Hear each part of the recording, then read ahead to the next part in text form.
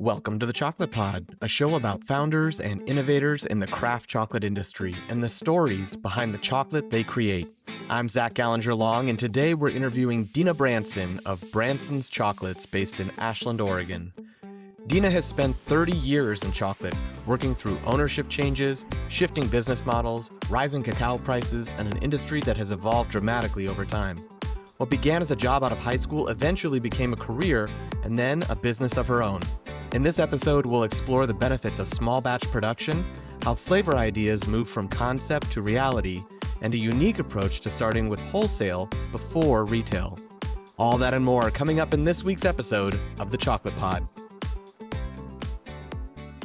Calling all chocolate lovers and flavor adventurers, the sweetest weekend of the year is back. Mark your calendars for March 6th, 7th, and 8th and make your way to the Ashland Hills Hotel for the 22nd Annual Oregon Chocolate Festival. Indulgence awaits. When a long-standing chocolate shop in Ashland, Oregon closed its doors, most people assumed it was gone for good. But not Deena Branson.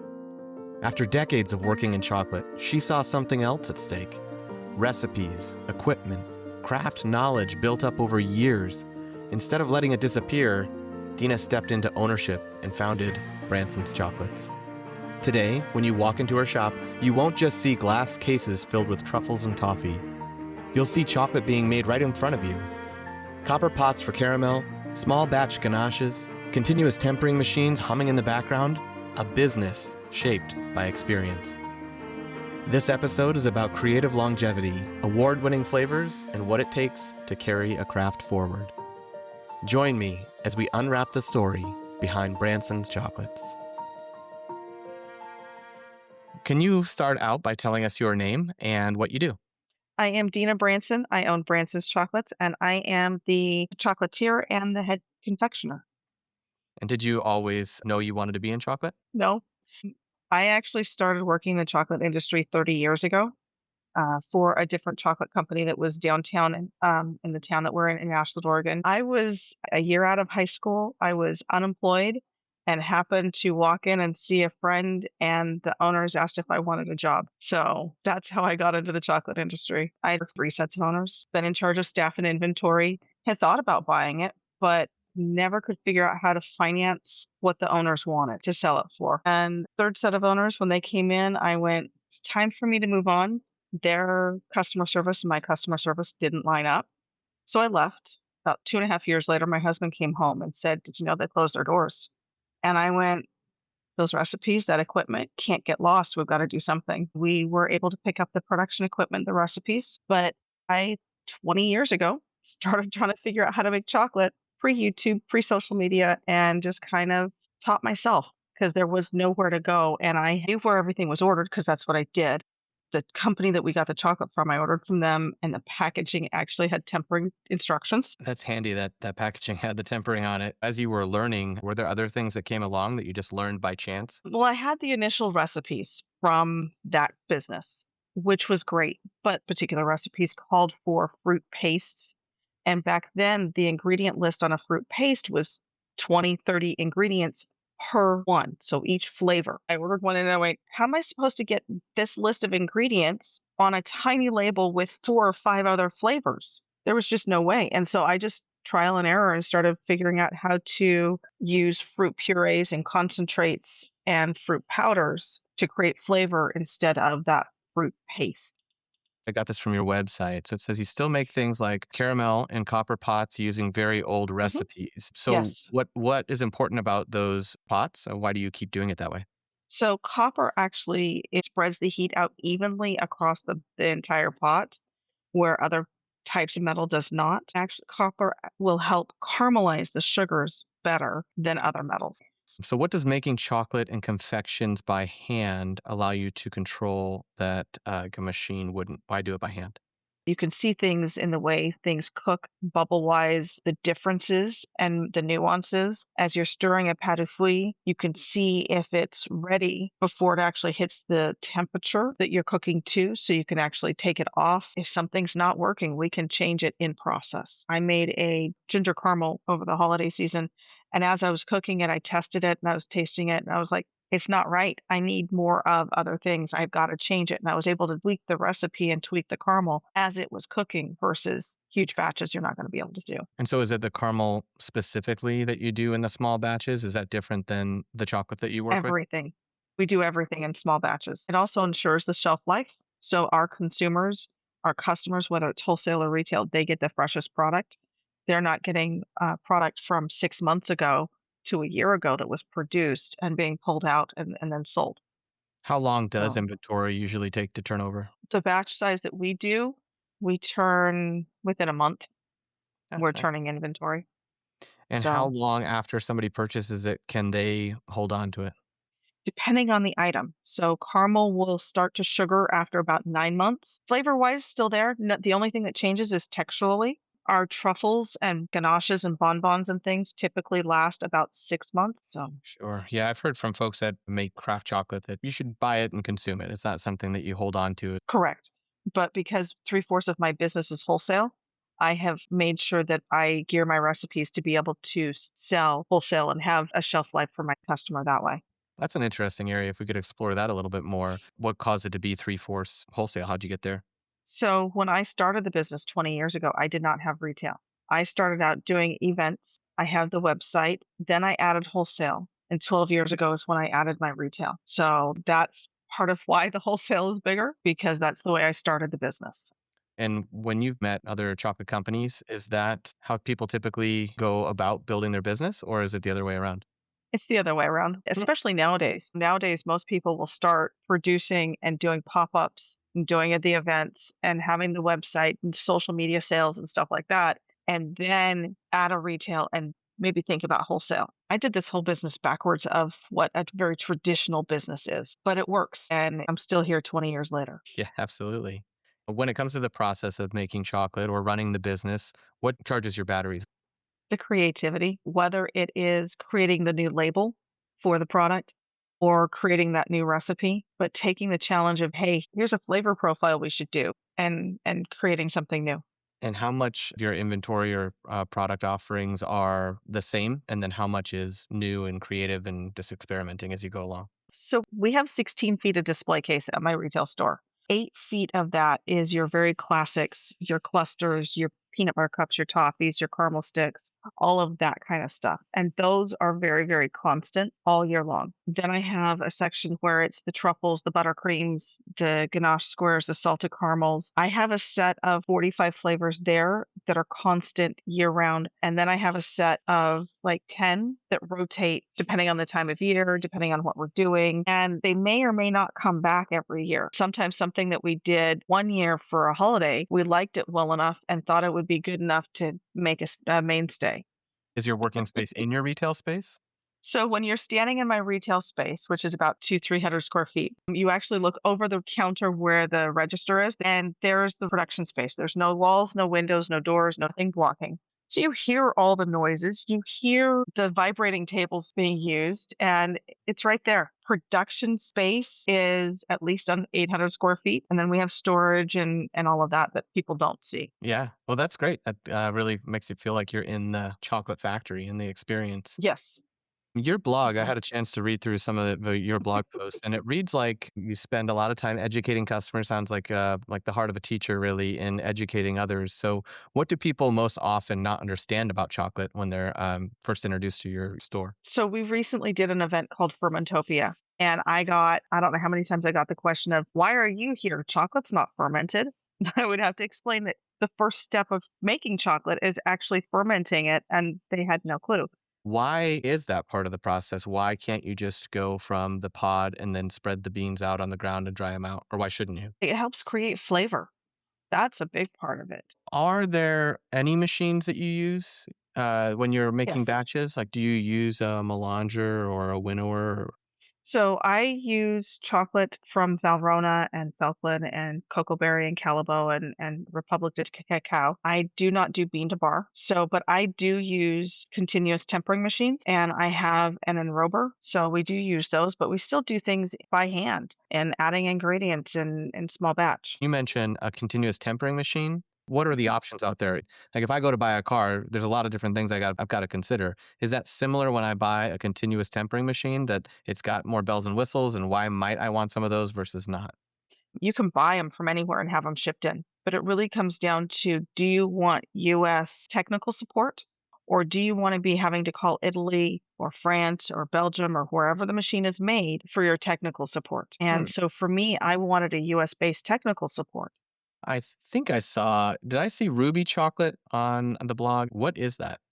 Ruby chocolate is produced by Calavo. They've trademarked and registered so that way they don't have to share how they make it. But we do know it's partly how they ferment, how they roast, that they retain the pink color of the pod and the beans, and it has a slight berry note to it. Interesting. Mhm. And it's actually a pinkish color. Correct. It has a pinkish color. And so in a display case full of brown and black, the pink stands out. When we come back, in just a moment, we'll talk about what happens when chocolate leaves the shop and heads to the festival table, how Deena decides what to showcase, how judging works, and what it takes to stand out. Stay with us. I'm Zach Gallinger Long, and you're listening to The Chocolate Pod.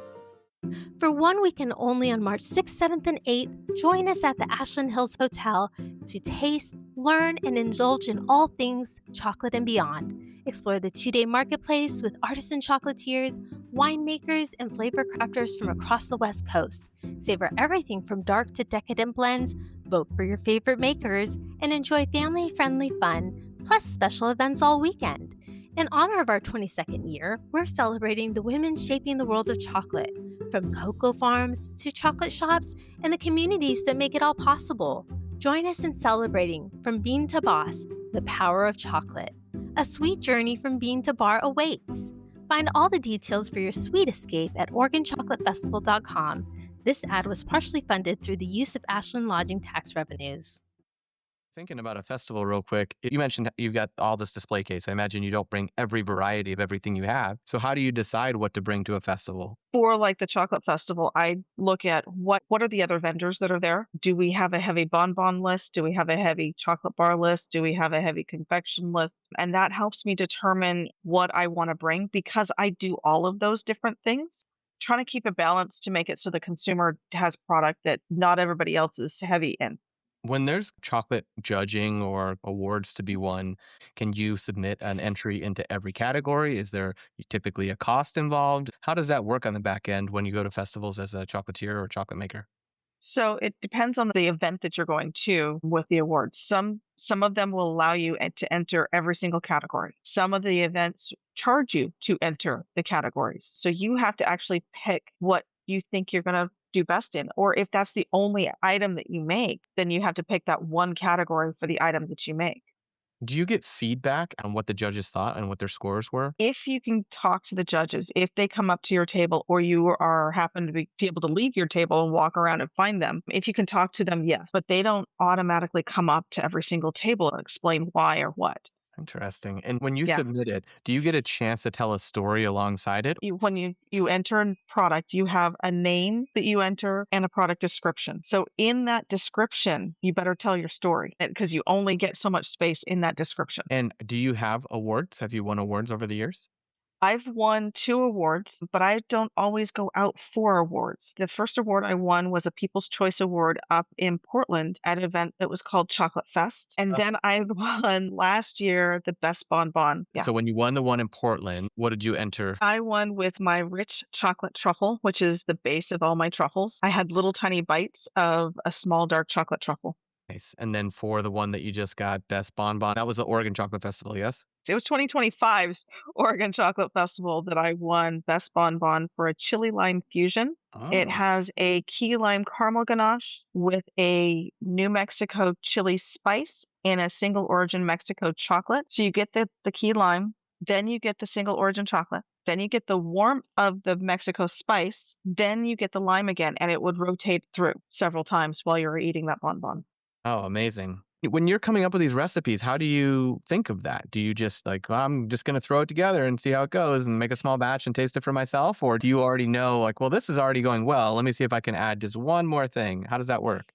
Both. It really depends on the product. So some things it is like the chili lime fusion, it took me several batches to get the right ratio of chili and lime and everything.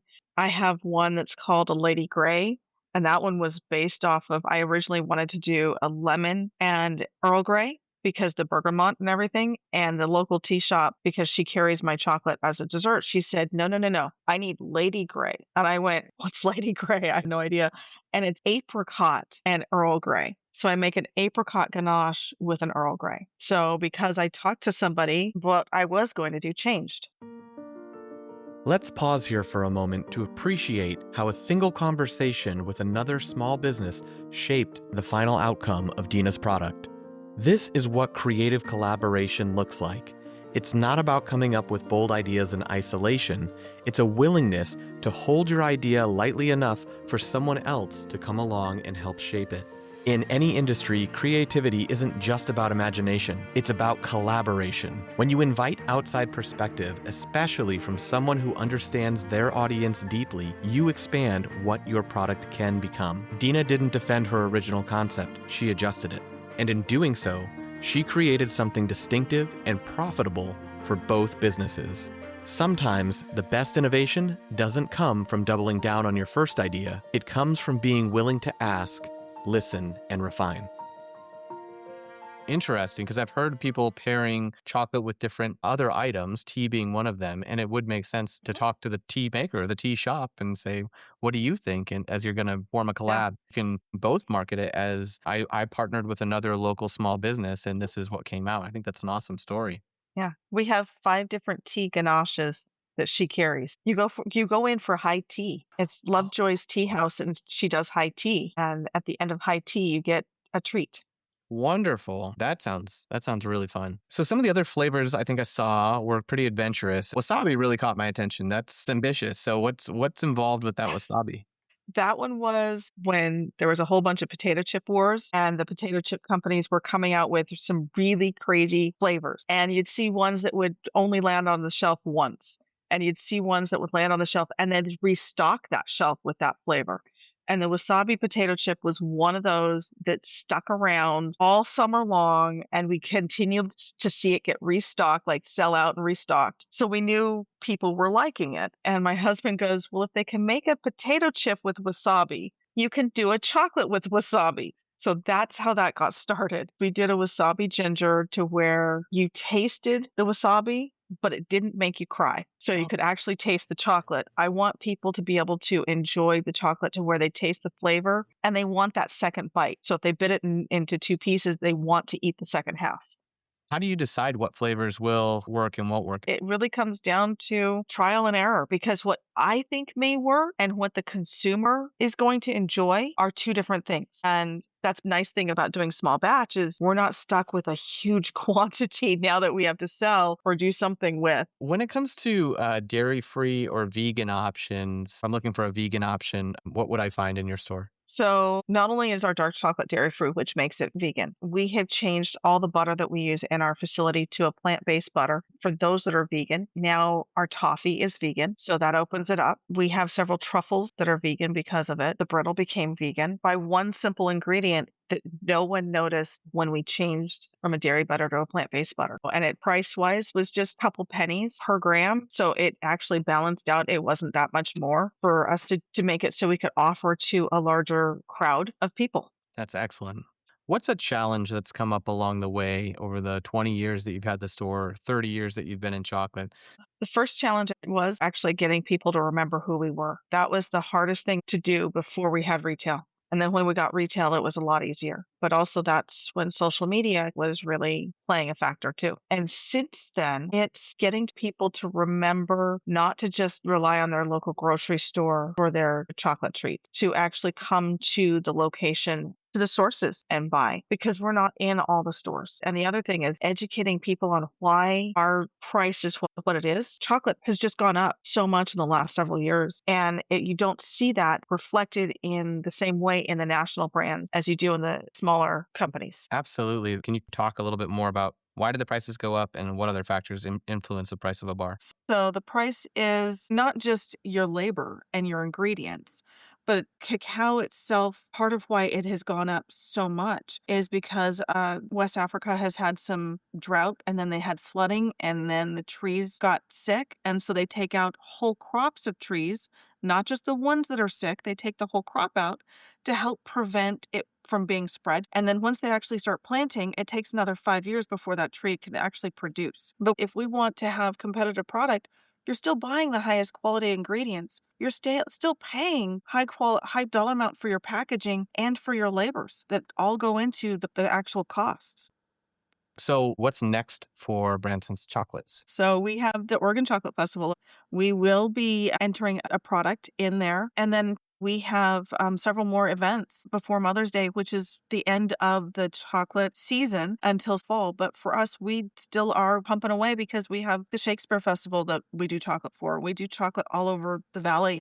I hadn't thought about a chocolate season. It makes total Mhm. sense that you would have the times of year that chocolate is more top of mind and celebrated because of certain events on the calendar. Is there anything you would want me to keep asking other chocolatiers or chocolate makers as I continue to interview people and put out podcasts? I'm hoping that the show not only educates consumers, but also is something that like a chocolatier or chocolate maker would listen to while they're working to say, oh, these are my peers. They are my competition as well. But there's so many different types of chocolate and so many different ways to make chocolate that it's not really a one-to-one, apples-to-apples comparison when you're looking at chocolate. So 20 years ago, when I started doing chocolate events, you didn't find chocolatiers, competitors, stand around talking chocolate. It did not happen. It does today. You will find us going out to dinner with other chocolate makers after the events and hanging out and talking. It's really kind of nice to see the differences in the way the industry has changed in the last 20 years. Because we have all figured out that, yes, they're competition, but they're competition in a different way. And we can talk shop about what difficulties are you having. It's nice to see the differences and the changes, people working together. And let's build each other up and make it work. Amazing. And then can we order chocolate from your website? Do you ship chocolate? We ship nationwide year-round. We have had to figure out how to ship chocolate in the middle of the summer, where some companies won't. It's got to be challenging. So if you ship down to Texas in the summertime, how does that work? Lots of insulation and sending it frozen. Oh, interesting. You can freeze chocolate without a problem as long as it slowly warms back up so it doesn't create condensation. So if you freeze it, so it's all one solid, and then you ship it, as it warms up, it will thaw out and help make it survive. And I know that because I actually ordered chocolate from someone in Texas, and they were bonbons specifically to see how she shipped, so I could learn. What a great closing thought. We don't have to solve every business challenge on our own. Sometimes we can look to the experience of others and apply what's already working. It was a pleasure having Deena on the show this week, and I want to thank her for being a guest. The next time you're in Ashland, Oregon, be sure to stop by Branson's Chocolates in person and let Deena know that you heard her on the Chocolate Pod. You can also find Deena at this year's Oregon Chocolate Festival, the annual chocolate festival held in Ashland, Oregon. If you're interested in ordering Deena's chocolates online, you can find them at bransonschocolates.com. That's BRANSONS chocolates.com. Thank you so much for listening to the show this week. Be sure to click on the follow button on your podcast app so you never miss an episode. And if you're interested in joining us for an upcoming chocolate event or tasting session, visit thechocolatepodcast.com to see where we're headed next. From facilitating chocolate sessions to collaborating with chocolatiers, we love connecting with chocolate fans around the world, and we hope to see you soon. I'm Zach Gallinger Long, and you've been listening to The Chocolate Pod.